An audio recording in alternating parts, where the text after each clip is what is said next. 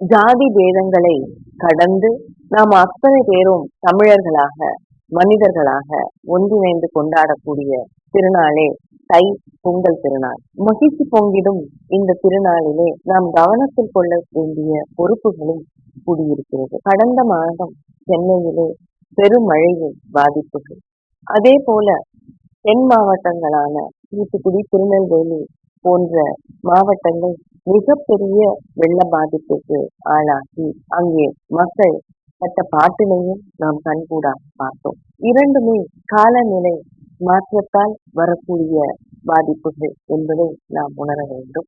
இந்த பாதிப்புகளிலிருந்து எதிர்கால தலைமுறையை, நம்முடைய மக்களை நாம் பாதுகாப்பது என்பது மிக முக்கியமான ஒன்று. அதே போல இதை பற்றி நமக்கு ஒரு விழிப்புணர்வு உருவாக வேண்டும். நம்மால் முடிந்த அளவிற்கு பாதிக்கப்பட்ட மக்களுக்கு உதவிக்கரத்தை நாம் நீட்ட வேண்டும்.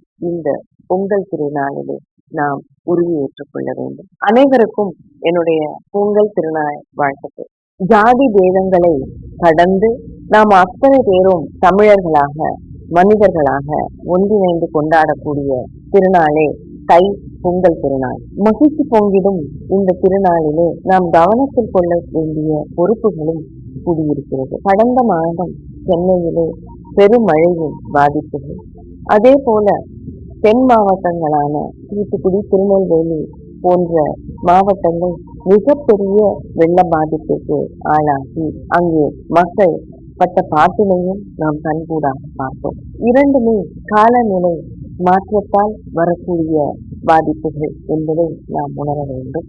இந்த பாதிப்புகளிலிருந்து எதிர்கால தலைமுறையை, நம்முடைய மக்களை நாம் பாதுகாப்பது என்பது மிக முக்கியமான ஒன்று. அதே போல இதை பற்றி நமக்கு ஒரு விழிப்புணர்வு உருவாக வேண்டும். நம்மால் முடிந்த அளவிற்கு பாதிக்கப்பட்ட மக்களுக்கு உதவிக்கரத்தை நாம் நீட்ட வேண்டும். இந்த பொங்கல் திருநாளிலே நாம் உறுதியேற்றுக் கொள்ள வேண்டும். அனைவருக்கும் என்னுடைய பொங்கல் திருநாள் வாழ்த்துக்கள்.